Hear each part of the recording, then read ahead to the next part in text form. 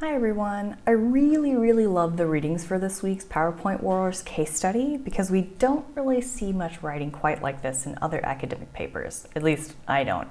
So let's get right into it.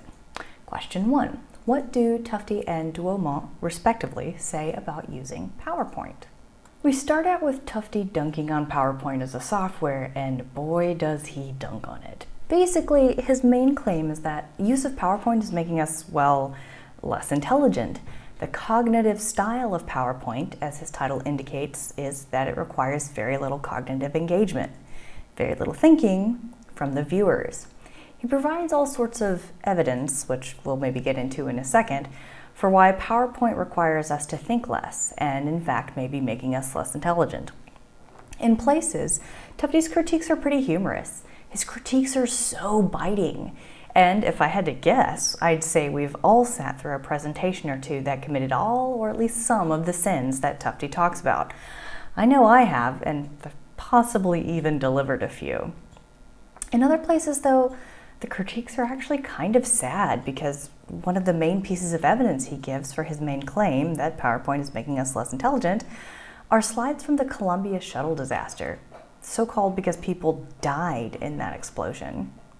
Tufte's claim about the PowerPoint slide is that due to the hierarchy of bullet points and the massive amount of text on the slides, the main point of the slide, the point that the engineers couldn't say with certainty that the damage sustained to the Columbia shuttle would or would not cause an explosion, because the actual parameters of flight were outside the parameters under which the shuttle and its components were tested, this very important point is buried in the text slide and furthermore is obscured by passive voice.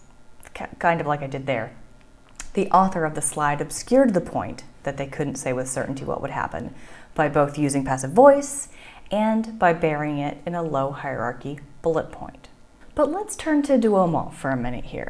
Duomont comes in and says, whoa bro, you gotta chill out dunking on PowerPoint for a minute, cause remember, that Columbia shuttle slide didn't just stand there in that boardroom at NASA and speak for itself. Some engineer or analysts, probably a room full of them, a whole team of them even, were in that room and speaking about the text on the slide. In other words, slides are not designed to be standalone documents. Duomont acknowledges this, or acknowledges that yes, there do exist in the world plenty of really poorly designed slides, but that isn't the fault of PowerPoint itself. PowerPoint, like the Force, can be used for good or ill. Duomont doesn't mention the Force, but you get the idea. He also gives some tips for better slide design. And he explains why trying to put the Gettysburg Address into PowerPoint format, as Tufte does, is just silly. That's out of the genre conventions of presidential addresses. So Duomont gives you some good points for designing better slides, but I'll do you one even better. One really great technique for designing quality slide presentations is called the assertion evidence slide style. Basically, that means you make an assertion in the heading of the slide and use the rest of the slide to provide some kind of visual evidence to back up the assertion that you made on the slide. The assertion on this slide is, to relieve text fatigue, use the assertion evidence style. And then I show you a picture of a slide that sort of uses assertion evidence style. It's not really an assertion but a phrase, but then you've got two pieces of visual evidence there that would accompany my verbal presentation. So you have the assertion, to relieve text fatigue, use the assertion evidence style, and then the evidence, a slide. Here's another example, except with a question instead of an assertion. What kind of evidence can I use? And then I show you what kind of evidence you can use. It should be visual displays of information, like graphs, or actual images of whatever you're talking about, like in this case, a photo of hand scanners as an example of biometric security access.